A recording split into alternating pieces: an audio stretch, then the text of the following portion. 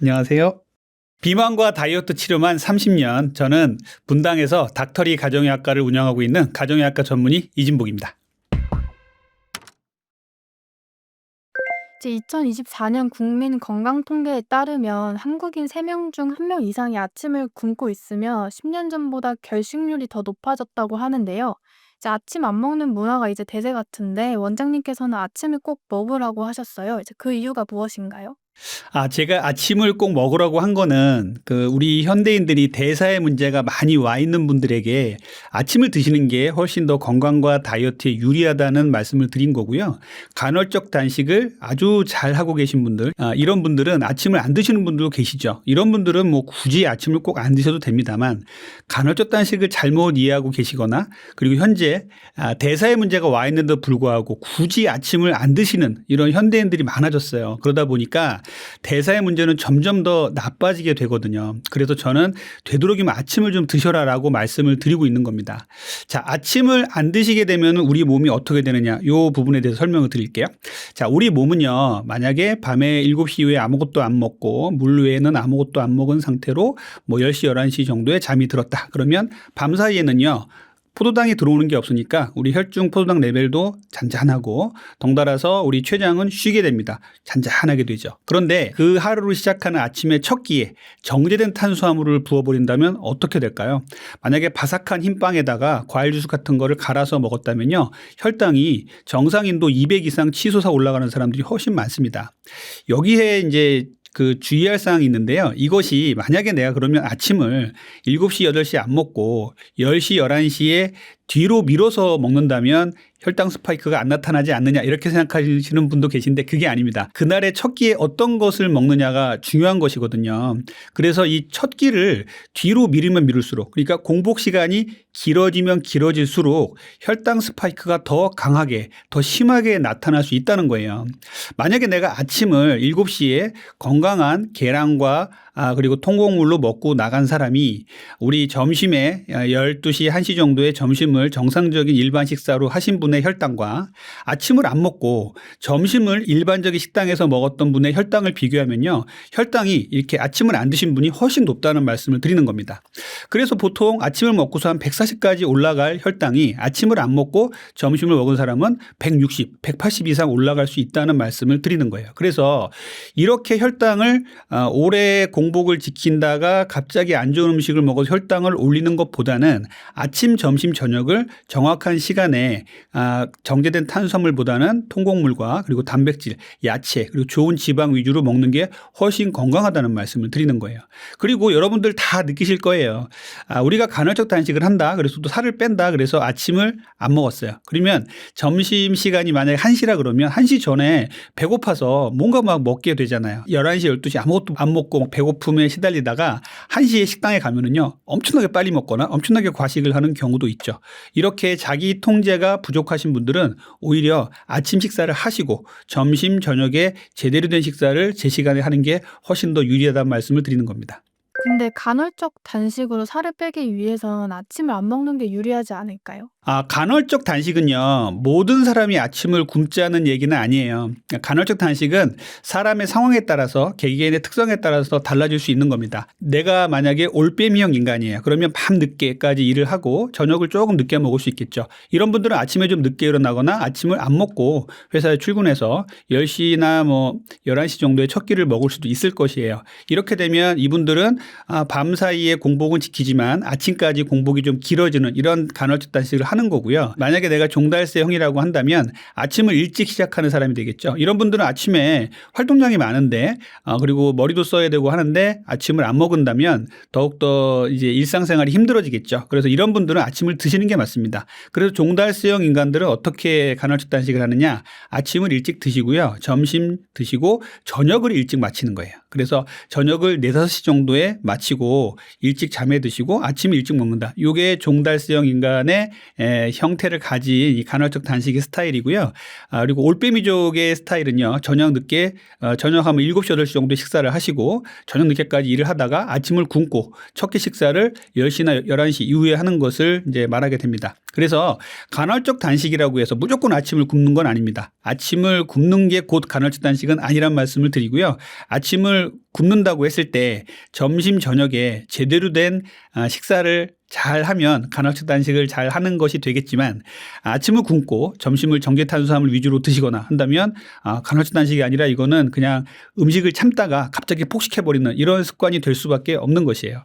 그러면 이제 다이어트 하는 분들이 먹으면 좋은 아침 공복 식단 메뉴를 추천해 주신다면요? 자, 저는 아침에 이제 식사를 하실 때 꼭 추천드리는 게 단백질입니다. 단백질을 아침에 드시고 나가면요. 점심, 저녁까지도 간식이나 점심 식사의 폭식을 억제할 수 있다는 연구들이 많고요. 건강과 다이어트에 좋다는 연구들이 아주 수두룩합니다. 그래서 아침에 단백질은 어떤 걸 먹을 것이냐? 계란이 제일 좋습니다. 아침에 계란 2개 드시면은요. 단백질이 약 12g 정도 채워지게 되는데요. 이런 단백질을 계란으로 채우고요. 그다음에 동물성 단백질이죠, 계란은. 그다음에 이제 무가당 그릭 요거트라든지 뭐 두부라든지 그리고 무가당 두유 같은 거를 같이 드신다면 엄청난 양의 이제 단백질이 들어와요. 그래서 하루에 먹어야 될 단백질의 양이 한 60g에서 80g 정도가 될 텐데요. 이렇게 아침을 먹고 나가면 20-30g을 쉽게 채울 수가 있거든요. 그래서 아침에는 단백질 그리고 야채를 같이 먹는다면 더더욱 좋겠죠. 그래서 아침에는 이런 식사가 제일 좋습니다. 그러면 아침에 사과나 바나나 같은 과일을 먹는 것도 괜찮을까요? 자, 아침에 과일을 못 끊는 분들이 계시죠. 저는 아침에 과일은 되도록이면 썩 추천하지는 않는 편이에요. 왜냐하면요. 과일이 상당히 좋은 음식이죠. 저도 좋아하고 그리고 과일은 이제 미네랄과 비타민이 많고 또 천연 항암제다라고 할 정도로 그 안에 많은 성분들이 우리 몸에 도움을 줍니다. 다만 현대인들이 아주 먹거리가 풍부해진 상황에서 포만감 있게 아주 많이 먹은 다음에 또 과일을 먹는다. 또 빈속에 과일만 먹는다라는 것들은 좀 문제가 될 수가 있어요. 과일은요, 탄수화물이에요. 과일이 탄수화물이라고요? 라고 반문하시는 분들이 종종 계신데 과일은 탄수화물입니다. 그 안에 과당 그리고 단순당들이 많이 들어가 있는 이제 탄수화물입니다. 그 외에는 수분과 이제 섬유질로 채워져 있죠. 그래서 일반적인 과일을 먹으면 혈당이 약간 상승합니다. 그런데 아주 당도가 높은 과일을 먹으면 혈당이 아주 많이 상승합니다. 그래서 감이라든지 바나나, 망고 이런 것들 아주 혈당 많이 올리거든요.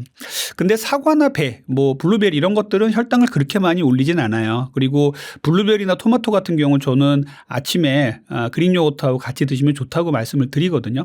그런데 그 양이 문제겠죠. 양은 뭐 사과나 배는 반 개 정도, 토마토는 뭐 1개 정도, 그리고 블루베리는 한 줌 정도 먹으면은 상당히 좋겠어요. 그래서 이렇게 아침에 과일을 먹는 것은 내 몸이 건강하고 대사에 문제가 없고 그렇다면 좀 먹어도 상관없지만 내 몸의 대사의 문제가 지금 너무 많이 심각해져 있는데 고혈압, 당뇨, 고지혈증과 비만이 있는데 굳이 과일을 또 먹는다는 거는 이 과당이요. 생각보다 우리 몸에 영향을 많이 미칩니다.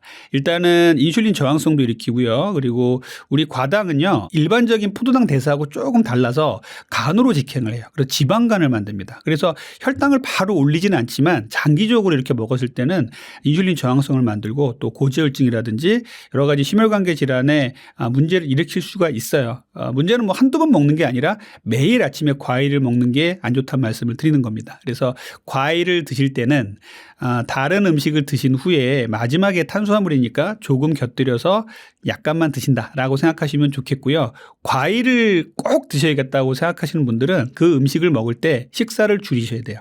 아침에 내가 100%의 음식을 먹는다 생각하시면 과일을 내가 30% 먹는다 그러면 다른 음식을 60 내지 70%로 줄여야겠죠. 그리고 그 앞에 단백질이라든지 야채 같은 걸 많이 먹어서 우리 몸에 대사를 정상화 시켜놓은 상태에서 과일을 한두 쪽 먹는 것은 문제는 없다고 봅니다. 그러면 이제 아침을 꼭 한식으로 먹고 싶다 하면 어떻게 먹는 게 좋을까요? 네, 한식 좋죠. 챙겨 먹을 수 있는 분들은 챙겨 먹는 게 좋습니다. 한식을 드실 때는 반드시 흰 밥보다는요, 잡곡밥을 드세요. 잡곡밥은 이제 콩과 뭐 파로 같은 것도 좋고요. 뭐 렌틸 콩도 좋고요. 병아리 콩도 좋고 여러 가지 잡곡을 많이 섞어서 드실수록 좋습니다. 보리밥도 좋고요. 그래서 일반적인 백미보다 이렇게 잡곡밥을 추천하는 이유는 혈당 수준을 천천히 올리기 때문이에요. 그리고 이 밥은요. 최대한 나중에 우리가 식사에 순서가 있다면 제일 마지막에 먹는 게 중요합니다. 그리고 이제 아침에 우리 한식을 생각해 본다면 계란 좋죠. 그다음에 두부도 좋습니다. 두부 조림도 좋고 순두부도 좋고요. 좋고요. 그다음에 생선구이 같은 것도 좋겠죠. 이렇게 해서 단백질 섭취를 좀 많이 늘려주세요. 이 순서가 상당히 중요하거든요. 그래서 체단탄이라고 얘기를 하는데 채소를 먼저 드시고 위 벽에 완충제를 하나 깔아놓은 다음에 그다음에 단백질을 드시고요. 마지막에 탄수화물을 드셔야 혈당이 천천히 올라갑니다. 그리고 포만감도 상당히 좋아요. 그래서 보통은 밥 먹고 반찬 먹고 이렇게 먹게 되는데 되도록이면 좀 음식을 좀 싱겁게 만들어서 탄수화물류를 제일 마지막에 드시는 것이 제일 좋긴 합니다. 실제 원장님이 치료하신 환자분 중에서 아침 식사와 같은 식생활 교정을 통해서 체중 감량을 하신 사례도 있을까요? 이것은요, 저는 상당히 많은 경험을 하고 있어요. 그리고 저 자신도 경험을 했고요. 아침을 바꿨을 때 몇 킬로나 빠지냐라고 수치로 얘기한다면 좀 어려운 부분이 있습니다만 전반적인 다이어트를 할 때 이 아침을 바꾸는 것이 이 다이어트의 성패를 좌우하는 하나의 기초가 될 수가 있어요. 처음 시작을 잘 이제 하는 다이어트가 될 수 있는 거죠. 저의 경험을 한번 말씀을 드려보자면 저도 아침을 많이 거르고 그러면서 살이 많이 찐 적이 있었는데요. 아침을 챙겨 먹고 특히 이제 아침 계란 2개, 그다음에 그릭 요거트, 그리고 콩류 중에 뭐 낫또라든지 두부 같은 것을 먹고 나오면요. 정말 하루가 든든합니다. 그리고 점심까지 다른 음식 생각도 안 나고요. 그리고 정제된 탄수화물에 대한 갈망도 상당히 많이 줄어요. 그리고 혈당 수준도 상당히 좋은 걸 저 스스로 확인을 했습니다.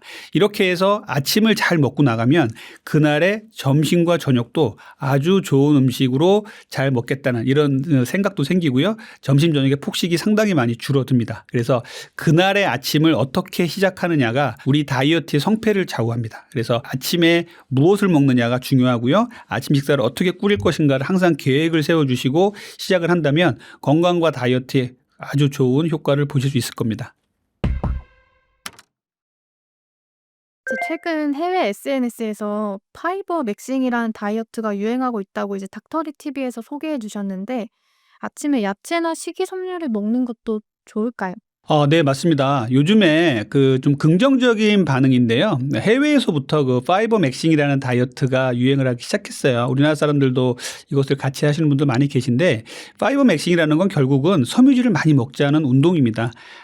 생각해보면 뭐 어려울 것도 없는 건데 또 그렇게 또 쉬운 부분도 아닙니다. 한국인들이 보통 하루에 먹는 섬유질의 양이 많이 먹는 것 같지만요. 15g 정도밖에 안 됩니다. 이것을 점진적으로 늘려서 20 내지 30g으로 올리고 최대한 50g까지 올리자라고 하는 게 파이버 맥싱의 기본 토대예요. 그래서 이 섬유질을 많이 먹게 되면요. 식욕이 줄겠죠. 그러니까 섬유질을 많이 먹어서 배를 채워주니까요. 그리고 장에 내려가서 유익균의 먹이가 됩니다. 이 섬유질은요. 유익균 먹이가 되면서 우리 장을 튼튼하게 해주고 건강과 다이어트에 도움을 주는 이런 좋은 성분이 될 수가 있는 거예요. 그리고 또 중요한 것은 이제 위에서 한번 이제 섬유질이 완충제 작용을 하기 때문에 혈당이 급속도로 올라갈 것을 막아줍니다. 만약에 정제된 탄수화물을 공복에 먹었을 때와 섬유질을 충분히 먹고 나서 정제된 탄수화물을 먹었을 때 그 혈당 수준은 엄청나게 차이가 나거든요. 그래서 이렇게 섬유질을 먹는다는 건 상당히 도움이 돼요.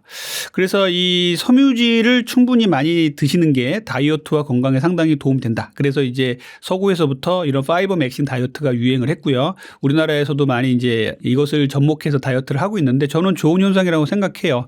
단백질과 섬유질을 중요하게 생각해서 이것을 먼저 채우는 것들이 정말 중요하고요. 탄수화물은 나중 순위로 밀어 나가야 된다는 게 이제 요즘 모든 영양학계, 의학계의 주장이에요. 그래서 이렇게 하시는 게 좋겠고 우리 현대 식단에서 어떻게 파이버 맥싱을 접목을 할 수 있을까 이렇게 생각을 해보면요. 하루 한 끼당요. 자기 주먹만큼의 섬유소 꼭 먹자는 것이에요. 이렇게 해서 파이버 맥싱 다이어트를 하시면은 다이어트와 건강에 상당히 많은 도움이 될 겁니다. 이제 채소 중에 오이가 95%가 수분이고 섬유질은 적은 편이라고 하는데요. 우리가 알고 있는 것과 달리 섬유질이 적은 음식 또는 우리가 잘 모르는 섬유질 많은 식재료는 무엇이 있나요? 이제 섬유질이 우리가 많다고 생각을 하는데 섬유질이 적은 음식도 있죠. 그런 음식들을 말씀을 드리면 첫 번째가 배추나 상추 같은 잎채소예요. 우리 생각해 보면 김치 많이 먹으면 섬유질 섭취가 많이 될 것 같지만 썩 그렇지는 않습니다. 추가적으로 섬유질 섭취를 좀 많이 해주셔야 돼요. 물론 안 먹는 것보다 훨씬 좋아요. 그런데 잎채소에는요. 배추나 상추 같은 속에 섬유질의 양은 약 5% 정도밖에 안 된다고 돼 있어요. 그 외에 외에는 다 수분과 다른 물질들이죠. 그래서 섬유질이 그렇게 많지 않다는 거, 배추류에는. 그리고 두 번째는요, 고구마예요. 고구마도 좋은 음식이고 섬유질도 많다고 생각이 들지만 그렇게 섬유질 많지 않습니다. 고구마 드시면서 섬유질을 많이 채웠다고 생각하지 마시고 추가적으로 섬유질을 좀 채워주시는 게 좋습니다. 세 번째는요, ABC 주스, CCA 주스 이런 갈아낸 주스예요. 한때 24년, 25년을 통틀어서 정말 ABC 주스, CCA 주스 많은 유행이 불었죠. 근데 또 지금은 또 수그러들었어요. 이런 이제 유행 다이어트에도 단점이라고 할 수가 있겠죠. 그런데 섬유질의 부분만 봐서는요, 저는 ABC 주스, CCA 주스를 추천하지 않습니다. 야채가 중요한 이유는요, 섬유질이에요. 섬유질도 상당히 중요한 역할을 하죠. 그 안에 다른 부분도 상당히 좋지만 과일도 마찬가지고요. 섬유질이 풍부해서 먹는 건데 이 섬유질이 갈면은 많은 부분 파괴됩니다. 즙을 내면요, 거의 다 파괴됩니다. 그래서 섬유질을 못 먹게 되는 거예요. 그래서 CCA 주스나 ABC 주스는요, 섬유질 함량이 아주 적어요. 그래서 생각만큼 CCA 주스, ABC 주스를 하루에 두세 번 먹었으니까 나는 섬유질을 충분히 채웠다. 이렇게 생각하시는 건 정말 오산입니다. 섬유질은 상당히 적다. 그래서 추가적으로 먹어야 된다고 말씀을 드리겠습니다. 네 번째는 바나나예요. 바나나도 다이어트 할 때, 운동할 때 많이 드시는데 바나나에도 섬유질이 그렇게 많지 않습니다. 그래서 바나나를 드셨다고 섬유질을 많이 채웠다는 생각은 안 해주시면 좋겠고요. 다섯 번째는요, 오이예요. 오이는 정말 좋은 음식이에요. 정말 자기 전에 먹어도 되는 음식인데 여기에는 대부분 95%가 수분입니다. 섬유질은 약 5%밖에 안 된다고 되어 있으니까 적은 음식입니다. 반대로 이 음식이 섬유질이 많았나? 이렇게 생각하는 음식 중에 섬유질이 많은 음식들이 있어요. 첫 번째는 키위입니다. 키위에 섬유질이 상당히 많아요. 그래서 키위 먹으면 쾌변을 본다 이런 말씀들 많이 하시죠. 그래서 키위는 다이어트와 건강에 상당히 좋은 음식이니까 많이 드시면 좋겠고요. 두 번째는 블루베리예요. 블루베리에 섬유질이 많다고요? 이렇게 의아해하시는 분도 계실 텐데 블루베리에도 섬유질이 상당히 많습니다. 블루베리 많이 드시면 좋겠고요. 세 번째는 아보카도입니다. 아보카도는 그냥 미끌미끌하고 섬유질이 없을 것 같은데 아보카도도 섬유질의 보고예요. 섬유질 상당히 많고요. 마지막으로는 말린 미역 같은 미역류 있죠. 해조류에도 섬유질이 상당히 많아요. 그래서 이렇게 우리가 섬유질이 많은 음식, 적은 음식을 조금 알아서 파이버 맥싱 다이어트에도 접목을 하시면 좋을 것 같습니다.